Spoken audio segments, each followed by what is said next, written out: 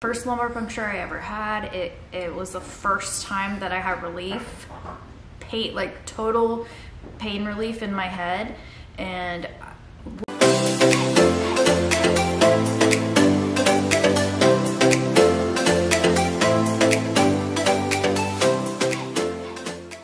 hey guys, how are you doing? I hope you're doing great. My name is Jenny if you're new here, and I'm just so happy to have you. And if you're returning, welcome back. Also so happy to have you. I am in the 6th part of a headache series I'm doing about headaches that I get related to Ehlers-Danlos syndrome. And if you have Ehlers-Danlos syndrome, or you know somebody that has it, you know that we are prone to many different types of headaches. So I'm sorry about that noise. My dog is chewing her cow hoof, and it's probably really loud, so hopefully not. Yeah, I'm in the 6th part today, and I'm talking about intracranial hypertension. Last week I talked about intracranial hypotension related to CSF leaks. So this would just be the opposite, and basically it is high fluid pressure in the skull, and it's caused by the blockage of CSF flow and due to instability. That's what I have anyway. So it's called secondary intracranial hypertension, but there's also idiopathic intracranial hypertension. I'm not talking about that kind. I'm just going to talk about the secondary, since that's what I deal with. And so some other causes that can cause the secondary IH would be obstructive sleep apnea, and some medications will cause it. So like antibiotics, I know for sure doxycycline can cause it. So the symptoms that I have that you can have with this are whooshing in the ears. It sounds like you can hear your heartbeat. It's just the pressure is so intense, and it sounds like whooshing.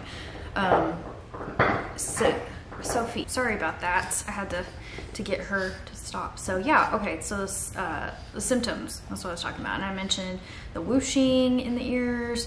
The most intense symptom that I get is the head pain, and it feels like my head is in a vice. It feels like it's just being squeezed so intensely, and the pressure behind it, you get pressure behind your eyes, or I do. It feels like my eyes are gonna pop out. It's just the worst. It is unbearable pressure and head pain. Sorry, squeezing, like severe intense squeezing. It's what it feels like with me around like my head on the side. So like in my templar areas. Sophie, stop, goodness, wow. You're being really needy today. So those are my most disabling symptoms, is the pressure behind the eyes and the head pain. But also you will get dizziness, ringing in the ears, and nausea and vomiting. Let's see. Oh, blurred vision. My blurred vision is always just terrible when I have high pressure symptoms. It just is like a constant soft gate, like soft, there's a filter, I forget what it's called, but it's just like a constant softness to your vision, or blurry, like Vaseline. That's what it feels like. It's like Vaseline has been smeared in your eyes. That's the best way I can describe it. Double vision. So that's really bad when I'm having these headaches. And so yeah, it is pretty miserable. But the treatments that they use, so one of the treatments they use is diuretics, prescription diuretics. So I have Diamox that I can take, or Lasix, and I also have a Miloride, but I can't take it because of the side effects. So the Diamox works great, and I'm blessed in the sense that I do not have high pressure headaches every day. That I don't have them too frequently, but when I do, I can take those, and my symptoms are drastically helped. So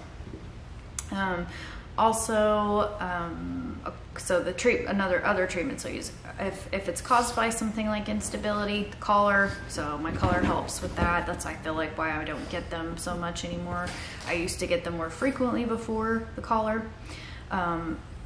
Also being slightly reclined, so being in the recliner helps. Or I have a wedge pillow that I will sleep. I will use at night if it's just really bad. And it keeps me in that, you know, at that angle so that I can sleep through the night, because the CSF production is higher at night. So definitely the wedge pillow helps. And you know, when I wake up in the morning, I usually have like the pain and the pressure, but it will go away. It'll go away after I'm up for about 15-20 minutes, so upright.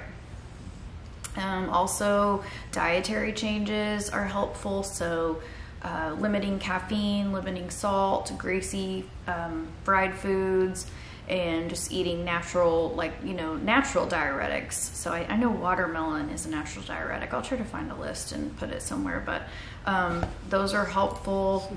My ice hat helps me a ton, and pain medication. I've read that pain medication can actually increase your intracranial pressure, so I'm not real sure. I've heard, like, from different people, different things, that pain medication helps them, and other people say it doesn't help them, so it's kind of, I'm not sure. I know for me, it tends to help. Sometimes it doesn't do anything on the days I'm having high pressure, but it doesn't make it worse, so I don't know. Also, they can, lumbar puncture is also something that can be used as a treatment. However, it would be temporary, like in my case, because the instability is causing it, so it wouldn't be long lasting. And I do remember the lumbar puncture, the first lumbar puncture that I had actually was, and this is before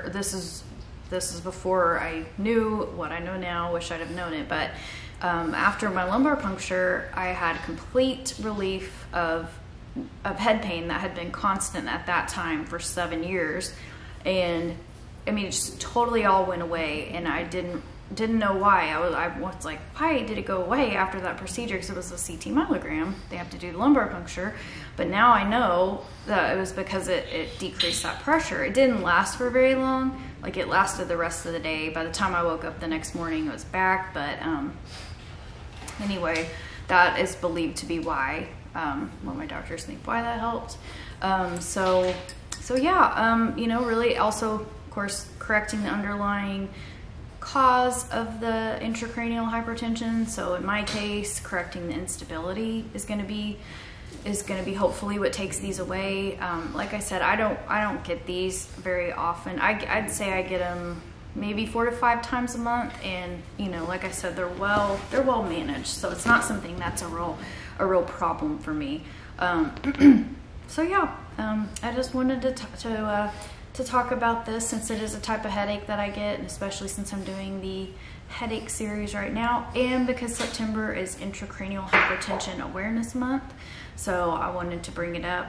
It is rare. It's not something that is very, you know, that a lot of people know about. So I wanted to share, just in case somebody out there is having, you know, symptoms that are anything like this, and nothing's helping. And so yeah, if you have been diagnosed with intracranial hypertension, or know somebody who has been, or would feel comfortable sharing your journey, or you know, what helps you the most or what doesn't help you, anything, down below, I would really appreciate that and love to hear from you. But anyway, thank you for being here. I hope that you have a great rest of the week or weekend. I'm not sure when I'm going to end up uploading this, but I just hope that you are all doing great, and I will see you next week. Thank you. Bye-bye.